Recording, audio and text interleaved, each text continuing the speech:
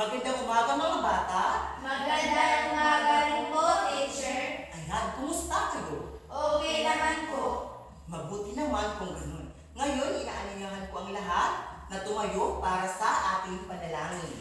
Inaanyayahan ko rin na ang lahat ay sumabay.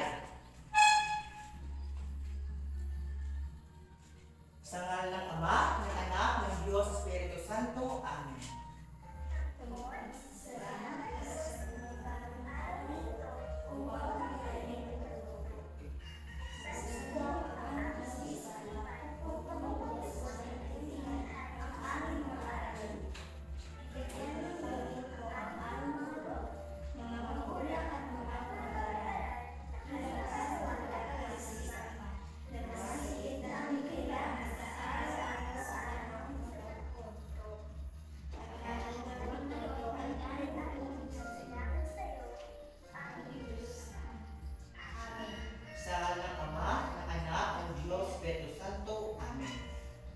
Ngayon, bago maupo, inaanyahan ko muna ang lahat na pulutin ang mga kalat sa sahig at ilagay ito sa basurahan.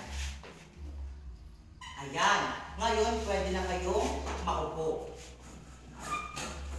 Ngayon, bago ang lahat, ako ay magtatala ng liban. Itaas lamang ang kanang kamay at sabihin, nandito po ako, teacher, kung kayo ay nandito. Unahin ko ang ika-4 na baitang, pangalawa ang ika-5 baitang, at ang panghuli ang ika-6 na baitang. Nauunawaan ba mga bata? Opo, teacher. Ayan. Mariel Aquino. Nandito po, teacher.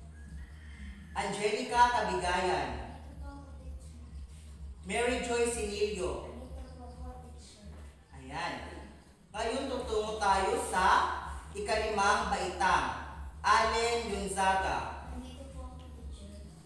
Jimmy Tagana. Nandito po, teacher. Ngayon tutungo tayo sa ika-6 na baitang. Divine Yunzaga. Nandito po, teacher. Arlen Ocasla. Nandito po ako, teacher. Ayan, ako ay lubos na natutuwa na nandito kayo lahat. Ngayon, bago ang lahat, gusto kong ipaalala sa inyo ang ating alituntunin habang tayo ay nasa klase. Narito ang ating mga alituntunin. Una, huwag magsasalita kapag may nagsasalitang iba. Pangalawa, itaas lamang ang kanang kamay kapag may gustong sabihin. Ikatlo, palaging makinig kapag nagsasalita ang guro. Ika-4, palaging makilahok sa lahat ng gawain. Nauunawaan ba mga bata at ating alituntunin? Opo, teacher. Sige nga, pakibasa. Huwag magsalita kapag may nasasalita iba. Itaas lang ang kanang kamay kapag may gusto sabihin. Palaging makinig kapag nagsasalita ang guro. Palaging makilahok sa lahat ng gawain. Ayan, magaling. Ngayon naman, bago tayo magsimula sa ating talakayan ngayong araw, sino muna ang makapagbabalik-aral tungkol sa ating tinalakay kahapon? Sige nga, Mary Joy, tumayo. Ang tinalakay kahapon ay tungkol sa panghalik. Tama, kahapon, pinag-usapan natin ang tungkol sa panghalik. Ako ay natutuwa na naunawaan niyo ba ang ating huling aralin. Ngayon naman, bago tayo magsimula, gusto niyo bang magkanta, mga bata? Opo, teacher. Ayan, inaanyayahan ko ang lahat na tumayo para sa ating kanta.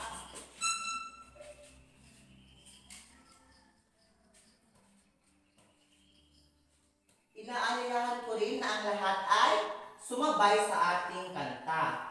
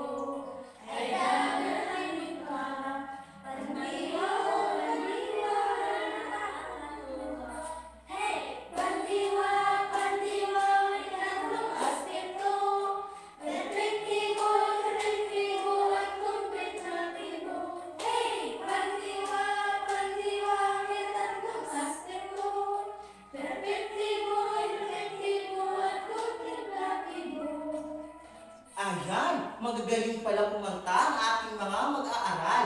Bigyan nyo ng 5 palakpak ang ating mga sarili. 1, 2, 3, 4, 5. Ayan, ngayon pwede na kayong maupo. Ngayon ako ay mayroong mga katanungan. Sa tingin ninyo, tungkol saan ang ating awiting kinanta? Sige nga, Jimmy. Tama! Ang kinanta natin ay tungkol sa aspekto ng pandiwa. Ngayon, ano sa tingin ninyo ang ating aralin ngayong araw? Sige nga, Divine. Aspekto ng pandiwa. Tama! Ngayong araw, pag-uusapan natin ang tungkol sa aspekto ng pandiwa.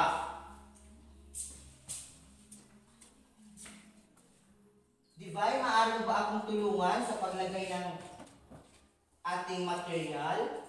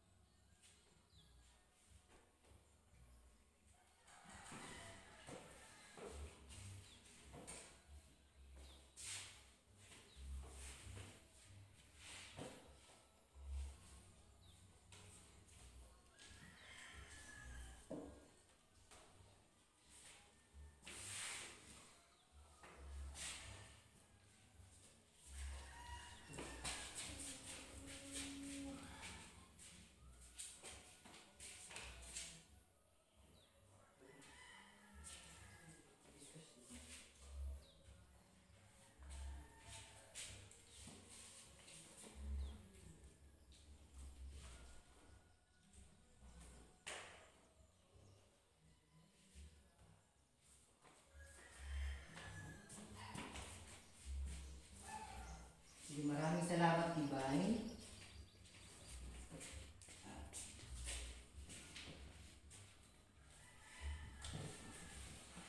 So ayan, ang ating pag-uusapan ngayon ay tungkol sa pag-ibasa nga Aspekto ng pandiwa. aspekto ng pandiwa.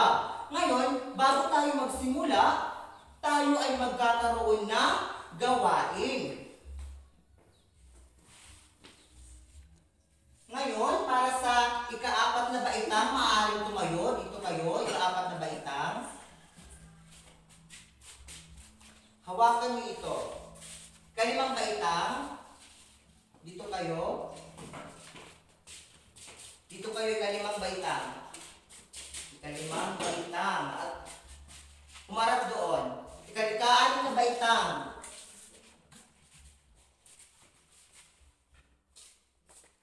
Ito. Ako ay mayroong mga larawan. Ito ang larawan para sa ika-apat na baitang. Ito naman ang larawan para sa ika-limang baitang.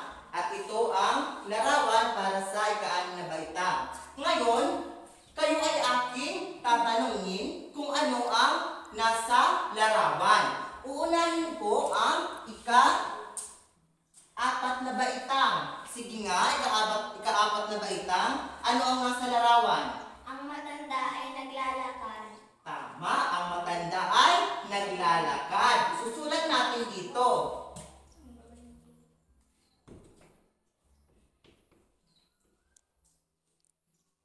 Sige, ang ika-apat na baitang, pwede na kayong maupo. Ang matanda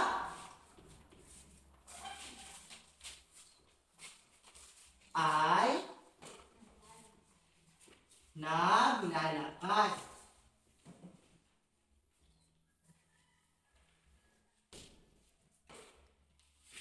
Ano naman ang larawan na nasa ika-limang baitang? Ang bata ay umiyak. Tama, ang bata ay umiiyak. Sige, ang ika-limang baitang, pwede na kayong maupo. Ang bata ay umiiyak. Ngayon naman tayo ay magtungo sa ika-anim na baitang. Sige nga, ano ang nakikita niyo sa larawan? Ang babae ay maglalaba. Tama, ang babae ay maglalaba. Sige, ika-anim na baitang, pwede na kayong maupo. Ang babae ay maglalaba. Ngayon, sabay-sabay natin basahin ang mga sagot. Una, Ang matanda ay naglalakad. pangalawa, Ang bata ay umiyak. umiiyak. Umiyak. Umiyak. Panghuli ay, Ang babae ay maglalaba. ayan. Palakpakan nyo ang inyong mga sarili para sa ating gawain. Lahat ng inyong mga sagot ay tama. Ngayon, sino ang makapagsasabi ano nga ba ang aspekto ng pandiwa? Ano nga ba ito? Sinasabi dito na ang aspekto ng pandiwa ay nagsasaad o nagpapahayag kung ang kilos ay ginawa na, gagawin pa lamang o ginagawa pa. Ngayon, mayroong tatlong aspekto ang pandiwa. Diba, nabanggit kanina sa ating kanta na mayroong tatlong aspekto. Ano nga ito? Unang aspekto, ano nga? Sige nga. Perpektibo, tama. Ano pa? Imperpektibo. Ano pa ang isa? Kontemplatibo, tama. Mayroon tayong tatlong aspekto. Ngayon, isa-isahin natin. Una, ang aspektong perpektibo. Ano nga ba ang aspektong perpektibo? So, sinasabi dito na ito, ang aspektong perpektibo o naganap. Ito ay nagsasaad na natapos o naganap na ang kilos. Ibig sabihin, ang kilos ay natapos na, nagawa na. Ito ay aspektong perpektibo. Ulit, kapag sinabi natin perpektibo, ibig sabihin ang kilos ay natapos na. Ngayon, bumalik tayo dito sa ating mga sagot kanina sa ating ginawang gawain. Ngayon, sa tingin ninyo, alin dito sa pangungusap na ito ang nasa aspektong perpektibo na sinasabi na ang kilos ay natapos na. Nasaan dito ang halimbawa? Ang babae, ang bata ay umiyak. Umiyak. Tama,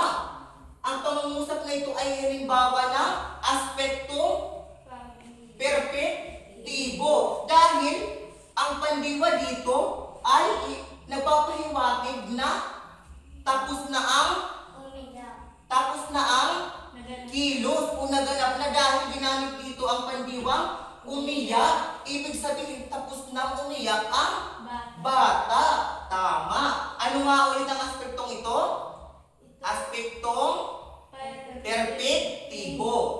Naunawaan na ba ang aspektong perpektibo o naganap? Ayan, mabuti naman kung ganon. Ngayon tayo ay bago na pala tayo magtungo sa ikalawang aspekto, sino pa ang makapagbibigay ng halimbawa ng mga halimbawa ng pangungusap na nasa aspektong perpektibo o naganap na, natapos na? Sige nga. Sino? Sige nga, Divine. Natapos na ang kilos. Ang bata ay kumain. Tama, ang bata ay kumain. Ang pandiwang kumain ay nagpapahiwatig na ang kilos ay tapos na kumain. Bigyan natin ng reward si Divine. Palagpakan natin siya. Ngayon, sino ba? Mayroon ba makapagbibigay? Sige nga, Arlene. Ang kilos ay natapos na. Halimbawa ng perpektibo.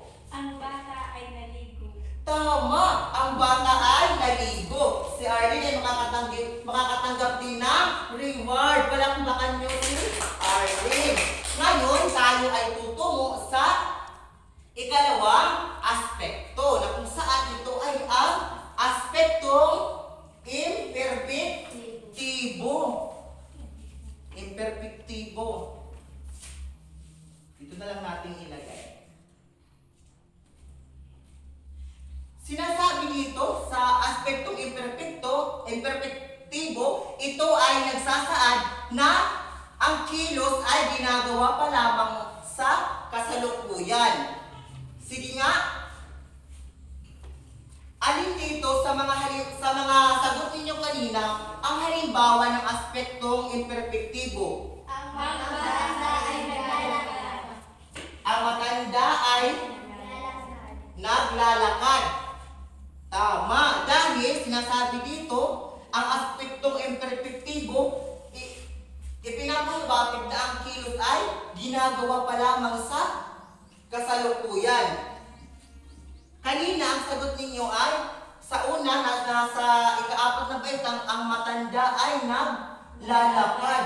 Ang naglalakad ay isang pandiwa na nasa aspektong imperfektibo na kung saan naglalakad, ibig sabihin ginagawa pa lamang ang kilos. Ibig sabihin hindi pa natapos. Sige nga, ngayon naman, sino ang makapagbibigay ng mga halimbawa ng pangungusap na nasa aspektong imperfektibo? Sige nga.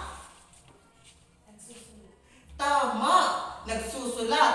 Gawin natin isang buong pangungusap. Halimbawa, si Mariel ay nagsusulat. Tama, sapagkat ang salitang nagsusulat ay pandiwang nasa aspekto ng imperfektibo. Ibig sabihin, ginagawa pa lamang ang kilos. Ngayon, makakatanggap din si Jimmy ng reward. Palakpakan niyo siya. Magaling mga bata. Ngayon naman, tutungo tayo sa ikatlong aspekto. Ito ang aspekto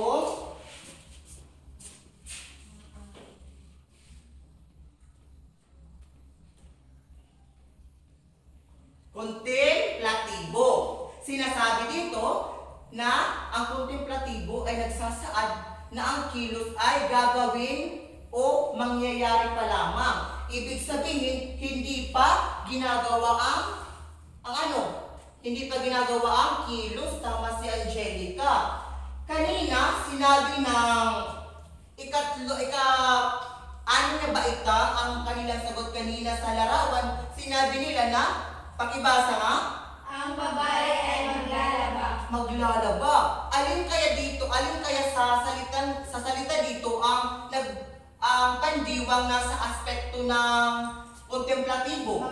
Maglalaba. Tama si Divine. Dahil ang maglalaba, isinasaad dito na ang kilos ay gagawin pa lamang. Hindi pa na yayari, hindi pa din na tatapos. Iyon ay aspektong kontemplatibo. Naunawaan na ba mga bata? Opo, teacher. Ayan. Ano nga ulit ang tatlong aspekto ng pandiwa? Perpektibo, imperpektibo, kontemplatibo. Ayan, magagaling. Ang tatlong aspekto ng pandiwa, ito ay ang perpektibo o naganap. Ikalawa, aspektong imperpektibo o nagaganap. Ikatlo ay ang aspektong kontemplatibo o magaganap pa lamang. Naunawaan niyo ba ang ating aralin ngayong araw mga bata? Opo, teacher. Ayan. Ngayon, gusto niyo bang maglaro tayo? Opo, teacher. Sige. Ngayon, tumayo ang lahat. Makinig at sasabihin ko ang panuto o ang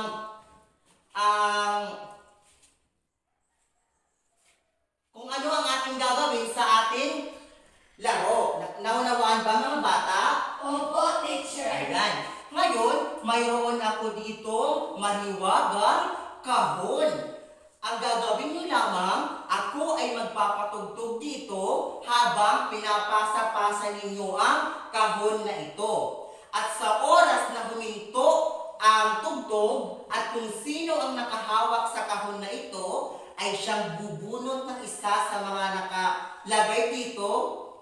At ang mga nakalagay dito ay mga pandiwa. Ang gagawin ninyo, kapag bumunot kayo ng isa, tutukuyin ninyo kung ang nabunot ninyong salita, kung ito ay aspektong perpektibo, kung ito ay imperpektibo, at aspektong kontemplatibo. Ha? Halimbawa, makinig. Halimbawa, bubunot ako. Ito ang aking nabunot. Yung nabunot ko, kumain. Nasa anong aspekto ito? Kumain. Perpektibo sapagkat natapos na kayo kumain. Naunawaan ba? Pagkatapos nyong hulaan kung anong aspekto ito, gagawan ninyo ng pangungusap. Halimbawa, kumain kami sa labas ni nanay. Iyon ay halimbawa ng pangungusap na nasa aspektong perpektibo. Naunawaan ba? Opo, teacher. Sige, ngayon tayo ay magsisimula na. Ipapasa-pasa nyo ang kahon na ito, ha? Kapag hininto ko yung kanta, kung sino ang nakahawak sa kahon, ay siya ang bubunot. Sige. Simulan natin dito. Ang kantang ating gagamitin, yun pa din ang tungkol sa aspekto ng pandiwa. Sige. Sandali.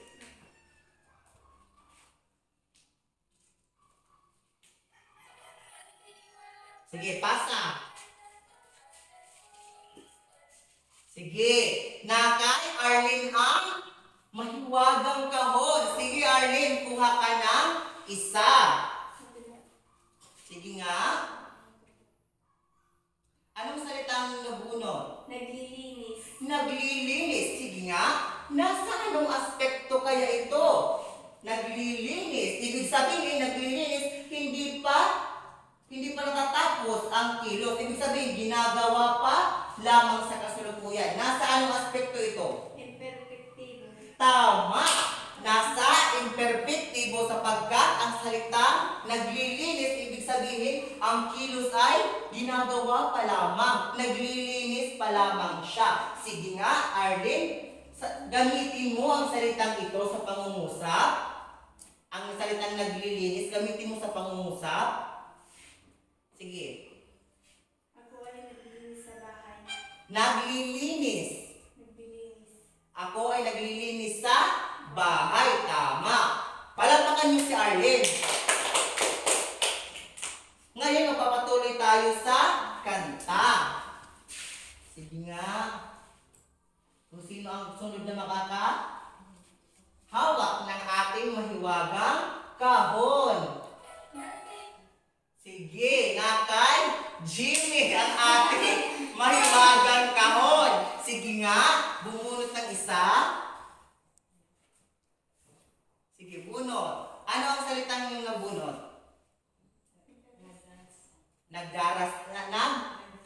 Nagdasal. Ibig sabihin, nagdasal, natapos na ang kilos. Nasa anong aspekto kaya ito? Sige nga.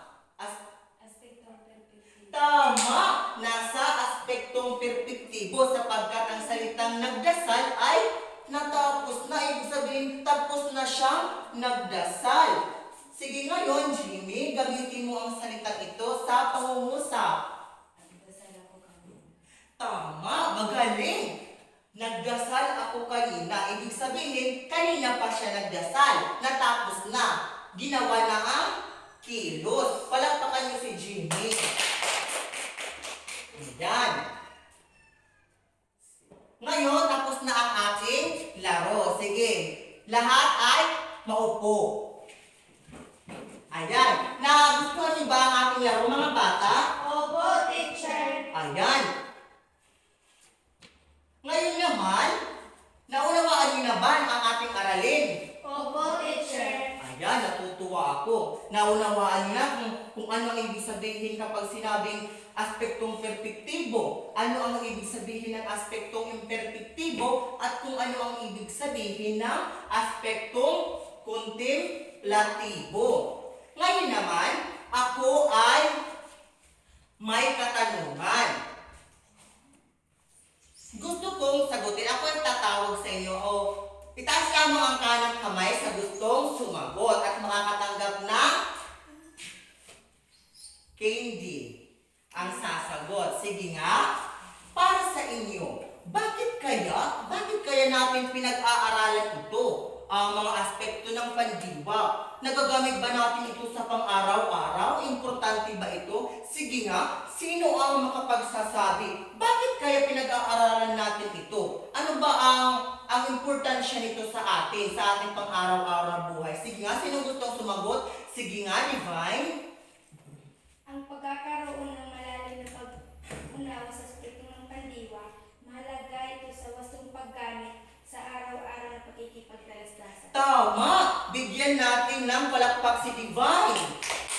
Tama! Magaling ang kanyang sagot. Dahil sinabi niya na ang pagkakaroon ng malalim na pag-unawa dito ay makatutulong sa ating pang-araw-araw na pakikipagdalastasan. Kasi halimbawa, hindi nyo alam gamitin ang mga salita. Halimbawa na lamang ay naglalakad, hindi nyo alam kung paano gamitin ito. Halimbawa, sinabing naglalakad ako bukas, tama ba? Hindi. Naglalakad ako bukas, tama ba ang pangungusap? Hindi. Di ba hindi maunawaan ng inyong kausap kung ganun ang inyong pagsasalita. Halimbawa, sinabi na umiyak ako bukas, tama ba? Hindi. Hindi. Dahil hindi ang mga salitang ginagamit. Kaya sinabi ni Divine kanina na mahalagang pag-aralan natin ito upang tayo ay magkaroon ng mas malalim na pag-unawa para sa ating pang-araw-araw na pakikipagdalastasan. Magaling. Bigyan natin ng magaling clap si Divine. Alam niyo ba ang magaling clap? Hindi. Ganito ang magaling clap. 1, 2, 3. 1, 2, 3. Magaling, magaling, magaling. Sige nga. Sabay-sabay tayo. 1, 2, 3, go. 1, 2, 3. 1, 2, 3. Magaling, magaling, magaling. Ayan. Sige nga. Katulad pa rin ng aking tanong kanina. Sige nga. Sino pa ang makakapagbigay ng sagot kung bakit kaya pinag-aaralan natin ito? Ano kaya ang importansya nito sa atin? Sige nga. Sige nga, Arlene. Ang tamang paggamit ng pandiwa ay nagbibigay ng linaw sa kahulugan ng mga mensahe at nagpapahayag klarong impormasyon sa kausap o tagapakinig. Tama! Magaling din si Arlene. Bigyan natin na siya ng reward. Palakpakan natin si Arlene. Tama. Sinabi niya na mas nagiging malinaw ang mensahe ng pag-uusap kapag naiintindihan mo, naunawaan mo ang mga aspekto ng pandiwa. Gaya ng sinabi sinabi ni teacher kanina na hindi mauunawaan ng iyong kausap kung ang mga salitang iyong ginagamit ay hindi angkop. Naunawaan ba mga bata? Opo, Tulad ng sinabi ko kanina, di ba? Umiyak ako bukas. Tama ba? Mali. Hindi maunawaan ng iyong kausap kung ganun ang iyong sasabihin. Kaya tama na sinabi ni Arlene na mas nagkakaroon ito ng malinaw na impormasyon. Di ba? Kung makikipag-usap ka sa iyong magulang, sa iyong mga kapatid, paano kayo magkakaintindihan kung hindi nyo alam gamitin ang mga salita? Tama ba? Opo, teacher. Ayan. Mabuti naman kung ganon. Bigyan pala natin, mayroon ka na ba, Arlene? Opo. Bigyan natin si Arlene ng magaling clap tulad kay Divine. Sige nga. 1, 2, 3, go. 1, 2, 3, 1, 2, 3. Magaling. Ayan. Ngayon, ako ay umaasa na nauunawaan nyo na ang ating aralin. Tama ba mga bata? Opo, teacher. Ayan. Mabuti naman kung ganon. Ngayon, tayo ay magkakaroon ng gawain. Gusto niyo ba yung mga bata? Opo, teacher. Ayan. Makinig. Dahil iba-iba ang ating gawain. Ha? Para sa ika-4 na baitang, kumuha ng papel. Narito ang iyong gawain. Basahin ang tula. Narito ang tula. Bibigyan ko kayo ng... Narito ang iyong tula. Basahin niyo ang tula at makinig sa panuto. Basahin ang tula na makikita sa ibaba. Salungguhitan ang mga pandiwa na makikita sa bawat linya at tukuyin kung nasa anong aspekto ng pandiwa ang mga salita. Ilagay ito sa talaan. Naunawaan ba ika-4 na baitang? Opo, teacher. Ayan. Ngayon, pwede na kayong magsimula. Para naman sa ika-5 baitang, kumuha ng papel. Narito ang panuto ng iyong gawain. Tukuyin kung nasa anong aspekto ng pandiwa ang mga sumusunod na pandiwa. At gumawa ng tulang may isang taludtod at 4 na linya gamit ang mga pandiwang sumusunod.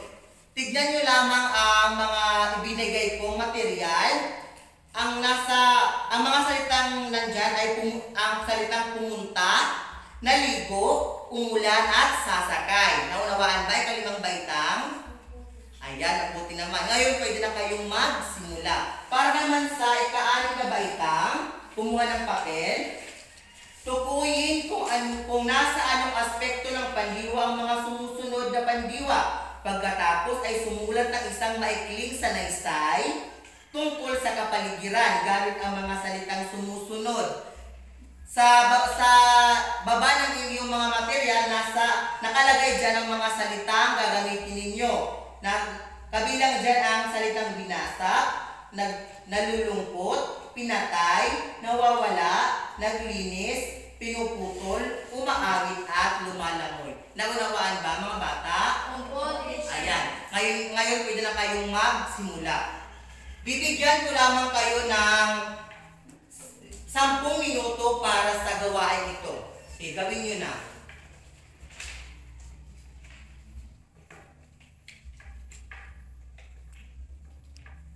Tapos na ba mga bata? Opo, teacher. Ang ika-4 na baitang, tapos na ba? Opo, teacher. Ang ika-5? Opo, teacher. Ang ika-6? Opo, teacher. Ayan. Ngayon, ipasa nyo ang iyong mga gawain. Ayan. Sige, ika-5, ika-6. Ayan.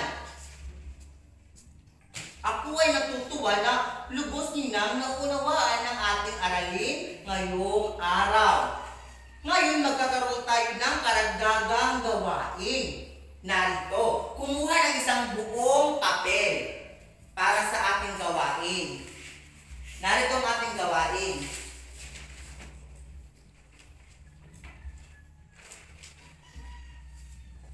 Basahin nyo ha, mga bata,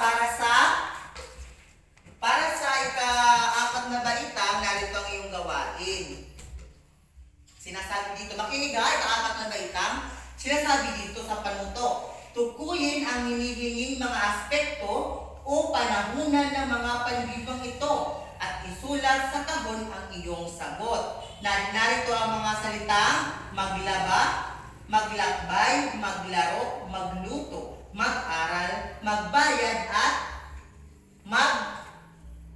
magsalang. Naunawaan ba mga bata? Opo, teacher. Ang gawain na ito ay para lamang sa ika-4 na baitang. Naunawaan ba ika-4 na baitang? Sige, ngayon pwede na kayong magsimula. Para naman sa ika-5 baitang, kumuha rin ng isang buong papel at narito ang iyong gawain. Narito ang panuto ika-5 baitang. Gamitin sa pangungusap ang mga salitang sumusunod. Sumama, tatakbo. Bago pala gamitin sa pangungusap, tukuyin muna. Naunawaan ba? Ika-5, tutukuyin nyo muna kung nasa anong aspekto ito ng pandiwa. Pagkatapos ay gagawan nyo ng pangungusap. Ang mga salitang ito, sumama, tatakbo, nagluluto, lalangoy, nag-aaral. Naunawaan ba? Sige, ngayon pwede na kayong magsimula. Para naman sa ika-6 na baitang, narito ang inyong gawain. Tukuyin kung anong aspekto ng pandiwa ang mga sumusunod na salita at gamitin ito sa pangungusap. Naunawaan ba? Opo, teacher. Ang mga salitang ito ay sumama, tatakbo, nagluluto, lalangoy, nag-aaral, magwawalis, kumanta, nasusunog, sumayaw, nagmahal. Naunawaan ba? Ika-6 na baitang? Opo, teacher. Ngayon, pwede na kayong magsimula. Bibigyan ko lamang kayo ng 15 minuto para sa gawain ito. Sige, magsimula na.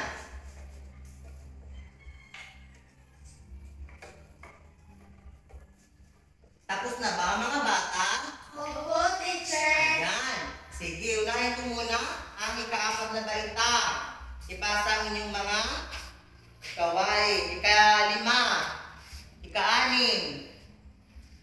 Ayan. Ngayon, wala na ba kayo mga tanungan? Sino may mga katanungan dito tungkol sa ating aralin? Naunawaan na ba lahat? Opo, teacher. Ano nga ulit ang ating tinalakay ngayong araw? Tungkol sa? Aspekto ng pandiwa. Tama. Tungkol sa aspekto ng pandiwa. Mayroon ilan ang aspekto ng pandiwa? 3. 3. Ano-anong mga ito? Aspekto ng pandiwa. Perfektibo. 2. Aspekto Imperfektibo. Aspekto 3. Kontemplatibo. Magagaling ang mga bata. Naunawaan nila ang ating aralin ngayong araw. Ngayon, para sa inyong takdang aralin. Narito ang inyong takdang aralin. Isulat ito sa inyong mga kwaderno. Ang inyong takdang aralin. Na sinasabi dito, magbalik tanaw sa inyong mga naging masayang karanasan habang kayo ay nasa ibang lugar. Sa inyong mga kwaderno para